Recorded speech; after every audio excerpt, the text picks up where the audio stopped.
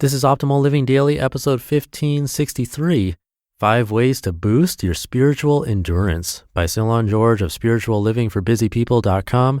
And I'm Justin Malik, your personal narrator, reading to you every day, including holidays. And I'll keep this intro nice and short for today, so let's get right to it as we optimize your life. 5 Ways to Boost Your Spiritual Endurance by Cylon George of spirituallivingforbusypeople.com. Do you find yourself being overly short-tempered? Do you easily give up on pursuits and projects you once considered important? Do you feel discouraged by everyday living? It's quite possible that your spiritual endurance is low. It's nothing to be ashamed of. We all have periods in our lives when we feel like we cannot endure. If you're in the middle of pursuing a demanding career, raising a family, or managing difficulties in close relationships, you know how tempting it can be to just throw in the towel. But deep down, you know that giving up will not bring relief. You know that if you want the breakthrough you crave in your life, that you must find the strength to keep going even when you feel like giving up. If you've ever talked to a long-distance runner, you may have heard about the wall. It's that point in the race when the body just quits. Legs and lungs burn, the brain screams stop. The urge to quit is almost impossible to override, yet many distance runners learn to push through the wall. Once they do, they have a renewed drive to see the race to completion. It is not uncommon for a distance runner to tell you that when they completed that first marathon, they felt like they could do anything. Pushing the body to its limit becomes a powerful metaphor for enduring painful circumstances in order to experience personal growth and deep meaning. So how do they do it? How can you do it? Here are a few suggestions. Number 1, slow down. Probably the most cruel aspect about the wall is that it happens near the end of the race, about mile 18 to 20 of 26.2. The feeling of coming so far only to be confronted by the wall is probably the most demoralizing feeling you can have. The few miles left in the race feel like an impossible chasm to cross. Admittedly, I've not run a marathon myself, though it's on my bucket list. My wife has, though, and when I asked her about the wall, she said, "It was the hardest thing I've ever done in my life besides having kids." When the wall hit, she said, "I slowed way down and focused on one step at a time rather than how much distance I had left to cover." When you hit the wall of life, you pretty much have no choice but to slow down. Approaching this period with great intention can make all the difference. When I lost my job a few months ago, I was suddenly forced to slow down. With a much freer schedule, I could spend time reflecting on my life and what I truly wanted to do for work moving forward. It allowed me to find work that brings much meaning and enjoyment in my life. Number 2, set small, reachable goals. Another helpful tool my wife used to help her complete her marathon was to set very small, reachable goals. For instance, she would set little goals like, "I'll make it to the next telephone pole," or "I'll run till I reach the black car parked on the street." Each time the object is reached, a new goal is set. You can also apply this principle to your personal life.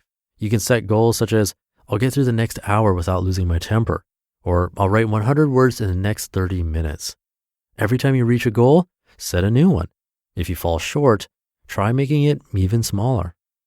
Number 3, visualize. On days when I've gone running and wanted to stop, I would visualize a cable attached to my chest and to a winch on the other end cranking me forward. If you're procrastinating on doing something hard, visualize yourself doing that thing in a state of flow. See yourself being in the zone and focused with everything coming easily to you. Number 4, feed your brain the right stories. Any runner would tell you that diet plays a huge role in their success or failure. Just like preloading with high-quality carbs can help prepare the body to prevent or overcome the wall, feeding your mind with the right stories or brain food can make all the difference in your endurance. To discover the default and unconscious stories you tell yourself, grab a pen and paper and just write down the first thoughts that come to mind.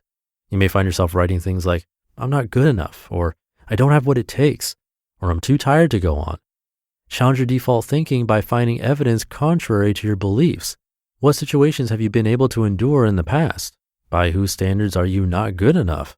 Is it possible to adjust those standards? Once you've challenged your thinking, tell yourself the very opposite thing to your default thinking, even if you don't believe it. Think "I can" instead of "I can't" at every turn. Number 5, pray or ask for help. Though running may feel like a solitary sport, runners will tell you that having a running partner helps them keep going. They may also pray or meditate while they run to stay focused and keep their minds off the pain. They may even take in the beauty of their surroundings. These are all things you can do if you feel like giving up. Try taking the focus off yourself. Look around you. What's going well? Who are blessings in your life? Who can you call or take out to dinner? Have you whispered a prayer today? Challenge the belief that you're out of options. It's almost never true. Keep going. I get what it feels like to be at the end of your rope, but you don't have to give up on yourself. If you're feeling down and out, if you're feeling like you've run into a brick wall, know that you're that much closer to a breakthrough. The rewards in life go to the few who have the stamina and endurance to go just a little further. You can easily be one of them. So get up, dust yourself off, and keep going. You just listened to the post titled 5 Ways to Boost Your Spiritual Endurance by Cylon George of spirituallivingforbusypeople.com. And thank you to Cylon George. Come by spirituallivingforbusypeople.com to show him some love. I remember doing that same strategy of running just to the next marker. I like that strategy. And for things outside of running or exercise, also the tip about going outside of yourself, gratitude exercises to get you out of that headspace of giving up or volunteering. These types of things that change your focus to the external can definitely help a lot. It's worked for me in the past. I actually did a gratitude journal every day for probably about a year. And personally, what I found is that for me, it's more helpful to do it when we're not in the best headspace. So instead of just doing it all the time, well, I'm sure that's still way better than not having a practice at all. Personally, I like using it to change your mindset. Otherwise, it can become sort of automatic, maybe not taken as seriously as it should. Just my experience. Again, I'd still rather do it every single day than not at all, but every day can be too big of a goal if you're starting out.